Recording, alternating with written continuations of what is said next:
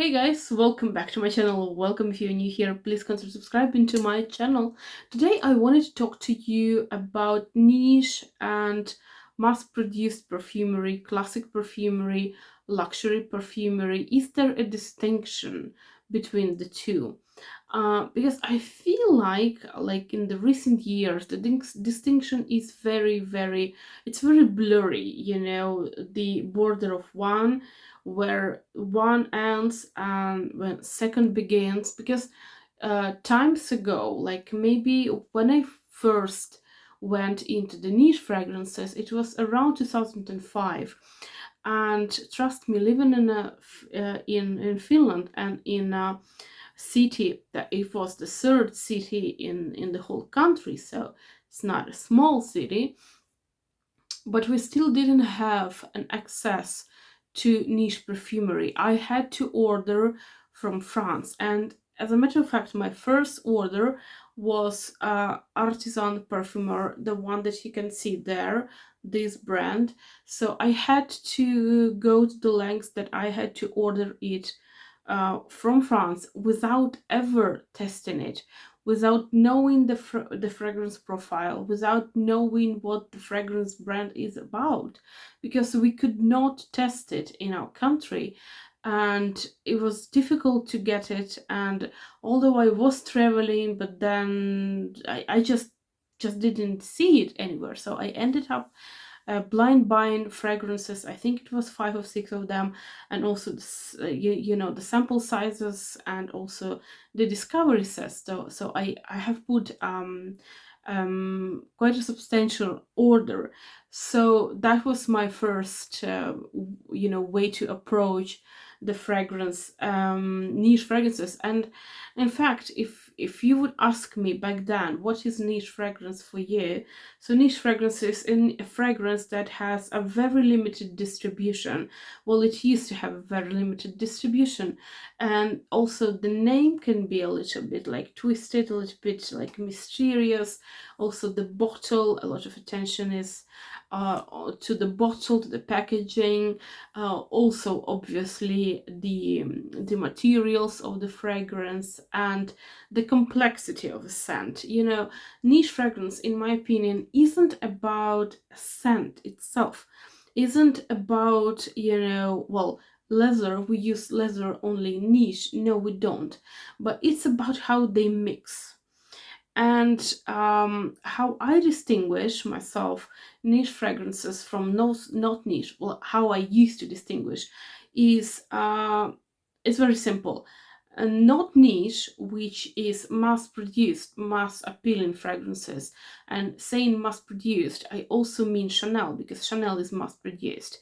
There's just amount of fragrances from Chanel that are produced daily is huge, because people like Chanel and they buy it. So when I'm saying like mass produced fragrance is not like the cheap fragrance, it's like it's not niche. So anyway, so how I would understand mass produced fragrance is the fragrance that is aimed to be bought, be sold instantly. So it should have been a crowd pleaser. Whereas the niche, there was much more space to be creative, and the creativity might have resulted in fragrances that are not very easy to wear, that are not very easy to understand. So it was a lower chance even to get them sold. But then the creative element was much more present. Whereas the mass produced fragrances are more aimed to be sold. Selling is the main goal. In niche fragrances, appealing to like 10% of the audience. And if you do, then you hit the target. But it's not anymore like that. And I'm making this video because I've been recently to a niche exhibition in Florence, which is Pitti Fragranze, and I have sampled a lot of fragrances, a lot of fragrances, a lot of brands, a lot of new brands, and it's beautiful. It's very nice, and it got me thinking that many fragrances that I smell, they are not niche smelling, because we in our head we have this kind of definition of niche, like a fragrance that is a bit more twisted, is a bit more complex. But then at the exhibition, I have smelled so many fragrances, and so many different fragrances, and some of them were, like, for instance, I don't have this fragrance now because I've put it on my shelf and I'm using it. I have a fairly big sample of fragrance, that is simple fragrance, that is called lemon pie, and it smells exactly like a lemon pie. Is it niche enough? I don't think so, because there's so many fragrances that are just like that, and they are not niche. And also, for instance, so many people say that this fragrance, this one is Dolce Gabbana, and this one is Devotion by Dolce Gabbana, and this is the first one. So they say that it's so much reminiscent of the Bake by Acro, which I happen to have a Bake by Acro. I have a sample, actually two samples of that, and I have been using these samples, and I can say, yeah, they are very similar. They're very similar. So Acro and Bake are niche universe, and this one is definitely not a niche universe. They have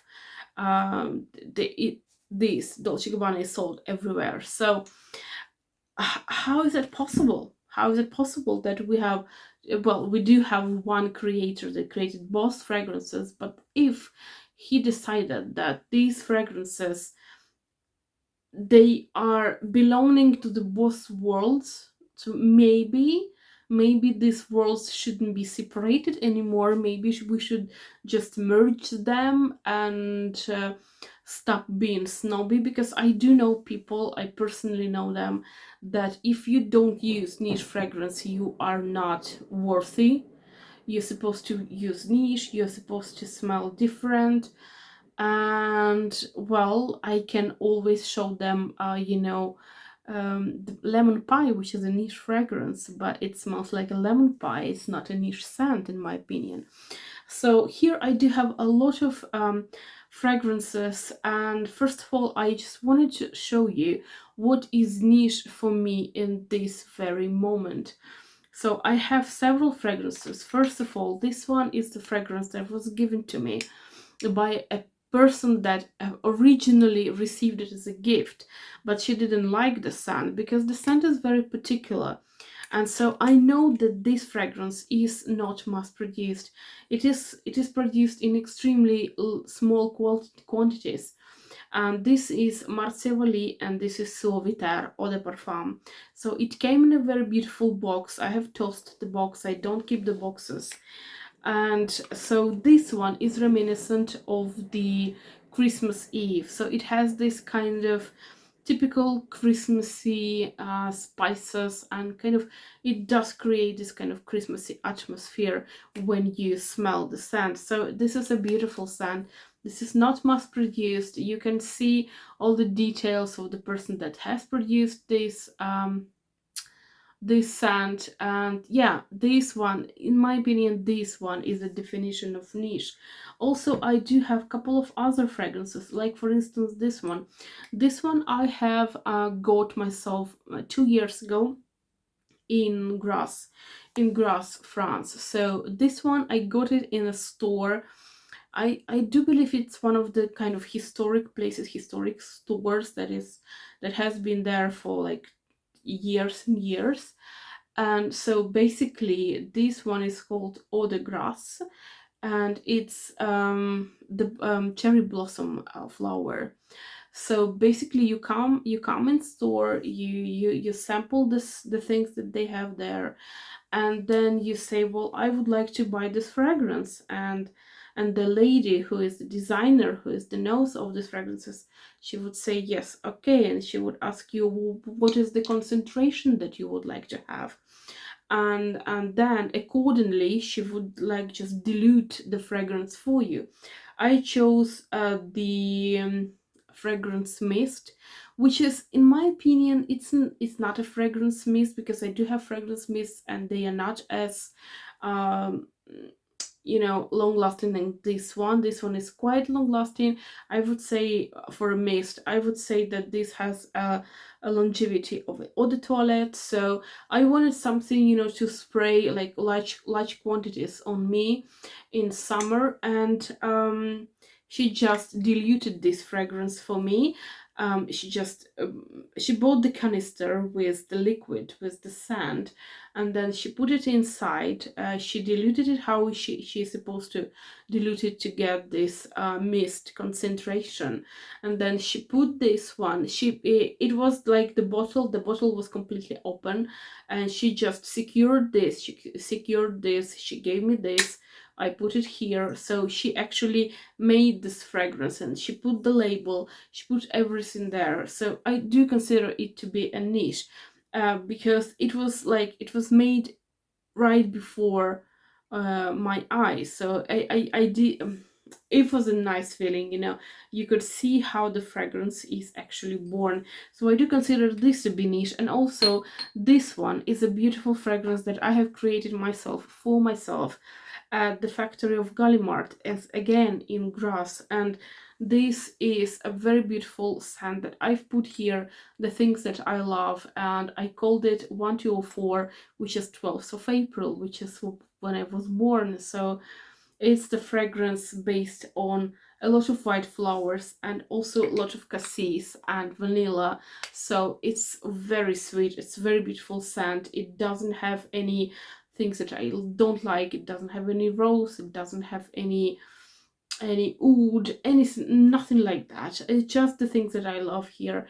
So I have created it myself. We had a workshop, I have created it, and they just poured it into this bottle and gave it to me. So I do consider this to be niche fragrance, because it's not very widely available. Well, you can obviously create it, but I don't think that it's gonna be the same scent, even if you put the same amount of everything. So anyway, for me this is a niche. And also, when it comes to distribution, niche is supposed to have very few channels of distribution, maybe just one channel of distribution, and also very very few places where you can get it. So in that extent, I can actually say that I do have a scent. Don't laugh at me. This is Kiko Milano, and Kiko Milano is sold only at Kiko Milano. Well, they do recently have launched some partnerships. I remember they are sold now in Finland at Stockman. So, but back when I got this one, they were sold only at Kiko Milano stores. So this one is a scent that is chocolatey and also like liquor and chocolatey scent. And this one is very very niche smelling scent. It's very beautiful, it's very unique, and so I do consider this to be in certain sense niche fragrance. So also, when it comes to the packaging, because the packaging is supposed to be also beautiful, I will show you some of the elements of the packaging that I consider to be really really nichey.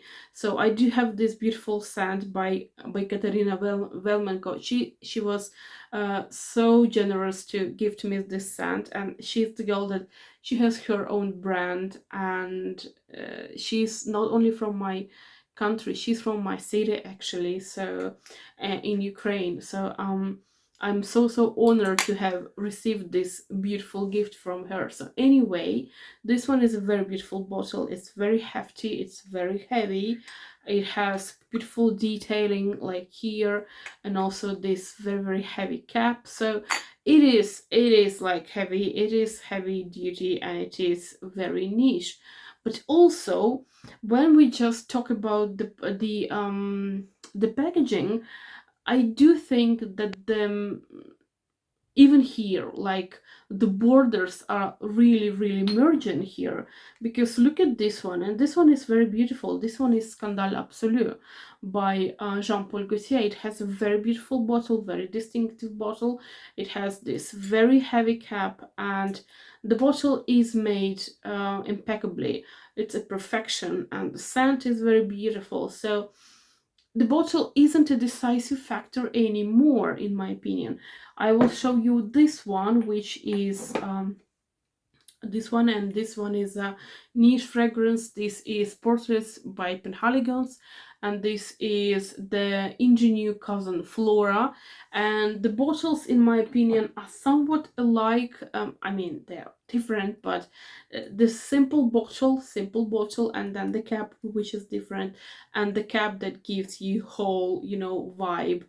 So these are very similar in a sense. So again, we cannot even be sure that the bottle is the distinctive part. So the scent isn't distinctive part anymore, because you know what, for the longest time Jo Malone was considered to be like an epitome of niche fragrances, kind of lighter niche fragrances, like the entry level, not in terms of money, but also in terms of money, because they're not as expensive as some other brands, but also in terms of the scent itself, they are kind of on the lighter side. So we have this beautiful bottle by Jo Malone, and this is Red Hibiscus, and this one is a very, very mass appealing, mass pleasing, like a crowd pleaser scent. If you would put it in any other bottle, if you would put it in a bottle of, I don't know, some Nina Ricci, I would say, oh my gosh, it's a beautiful scent, because the scent itself isn't niche at all. So the scent isn't a decisive factor either nowadays. So the price isn't a decisive factor nowadays. So also, the place of distribution isn't a decisive factor nowadays, because you know what, I do have here right in front of me, just came a couple of hours ago, a new fragrance from Julia Hazegan, and this is the Powder Love that I have ordered for you to to review. So this is the Powder Love that I have here, and this is supposed to be niche, and I guess it is niche, but the scent, I don't know how niche the scent is. I don't think it is that niche, and also the distribution isn't that niche either, because I have ordered this scent. I think it was like Monday, maybe Tuesday, and it came to me like in 3 days. It came to me. So, and also the price isn't the decisive factor anymore, because the prices are very, very, just, they are very, very similar. You go in store and you get a 100 ml, and this is the bottle of, well, a limited edition from Lancome. This is one of the La Vie Belle flankers, but you have to pay like around 180 euro for this bottle, and it's 100 ml, and around the same amount of money you would have to pay for other niche brands, like typical niche brands. So money isn't decisive factor either. So what it is that is a decisive factor for you?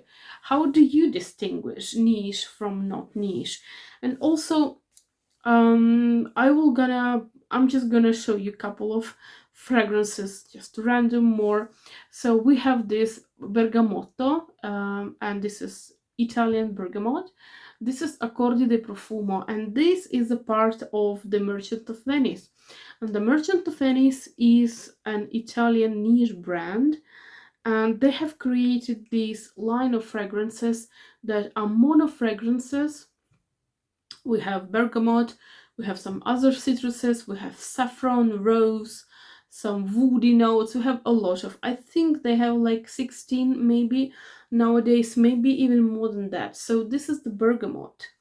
But do tell me, do we have a bergamot that is beautiful bergamot, like mono fragrance? In not niche universe, we do. We have plenty of them. Maybe the bottle will be not as hefty and not as beautiful, but the bergamot scent, it's like the mono bergamot scent, it's very easy to create, so it is very readily available everywhere, and it doesn't really cost all that much. I have got this one because I love this one. I have no problem with this one. It's just an example. So the scent isn't the scent in niche fragrances. It can be as simple as it gets, and as crowd pleaser as it gets. It's no longer a decisive factor either. And I'm gonna show you a couple of other fragrances, like for instance this one. This is such a beautiful gem, and unfortunately it has been discontinued, and I just love this one. This is a very cold fragrance. This is cold, this is spicy, this kind of cold spices, peppery. This is also green scent, and this one is Gianfranco Ferré. This is Gianfranco Ferré and GFF. Such a beautiful and unique bottle. This is the whole bottle. There's no cap to it. It's just like that. On this sprayer, I hope that you can see. I'm just gonna twist it like that for you. I hope that you can see. This is GFF here on the cap. So the bottle is very beautiful. The scent is very beautiful. It's very, very unique, and there's not a lot of scents in not niche category, sense of category, that have the similar sensation to them. So this one is very, very beautiful. Again, it was very, very affordable. Also, this one isn't a niche scent at all, but the fragrance in itself, in my opinion, is very niche because it is not a mass appealing fragrance. And this one is Gucci Memoir d'une Odeur. So this one is about chamomile. Chamomile scent is very beautiful. It's very calming and very herbaceous, very green, and it's very aromatic scent as well. I like this one, and thanks Gucci that they have produced this one not in their more expensive line, but in their like kind of normal line of fragrances. This is such a unique fragrance. I do think that it's like a niche fragrance worthy, but it's not a niche fragrance, luckily for us. So what else can I show you? I do have a couple of other scents here. So you see this one, and I love this scent. I don't have a big bottle, I have a smaller bottle of this one. This one is Marc Jacobs Decadence, and I know that some people are like dying to get this scent. They're dying to get the scent, and I can see why, because it's such a beautiful, it's spicy and it's dark and it's kind of mysterious, and it's such a beautiful scent, and it is not niche, absolutely not niche, but it's way better than some niche fragrances are. And also probably I'm just gonna finish it with saying that, for instance, a lot of brands nowadays, they have their kind of classic line, like this one, Lancome, and then they wanted to enter this kind of higher tier brands, and they have created something that is like more unique, it's more niche, it's more like boutique. So this is Rose Peonia. This is a wonderful scent. I like the scent to bits. Unfortunately, they have discontinued this line. They have another line now, and that line that they have created is very, very rose heavy, rose centered. Almost every single fragrance, or every single fragrance, is all about roses, of different types of roses, different combinations, and some of the fragrances are kind of okay for me, even though I don't like roses. But I mean, I'm a bit disappointed with their centering themselves on a rose as much. So they wanted to enter this niche territory. But I don't think that this is niche. This is just a higher cost, more labor intensive, I think, because it's quite different. It's very unique. It has this magnetic cup. The bottle is very beautiful, but it's not niche in my opinion. I don't think it is. And the last example is how, in my opinion, a brand, or just one brand, in the same line can create niche fragrance and kind of mass appealing fragrance. So that's why I'm saying that, in my opinion, niche and not niche, we should just stop doing that, because uh, it's just all perfumery. That's it. So we have Hermes, like Hermes scents, and we have this Twilly, and this is the classic Twilly, the first one, which is very spicy, but it's like it's a ginger spicy fragrance, very beautiful. And we have here the scent, which is après mousson, I guess it's called. Yeah, it's Jardin après la mousson. So it's a garden after the mousson rain. And so, in my opinion, this one is very, very mass appealing. It's zesty, it's fresh, it's extremely citrusy, it's very beautiful. And this one, it's kind of a bit ozonic. It's a bit ozonic, and it's kind of also rainy. It does really have this, it smells exactly like the road, the asphalt after the rain. So this is, in my opinion, a very, very niche scent, and this one is a very, very mass appealing scent. And these are in the same category. They cost exactly the same.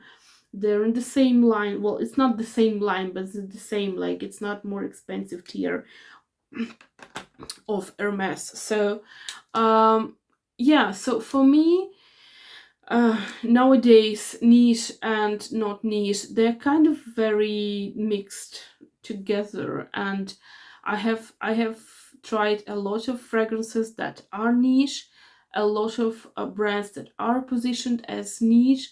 And when I've tried them, and I was like closing my eyes and asking myself a question: can I see this in a classic perfumery store along with, I don't know, Chanel and Dior and Guerlain and their like classic lines? Yes, I can. I can see the same scents in other brands. I don't know, Cacharel.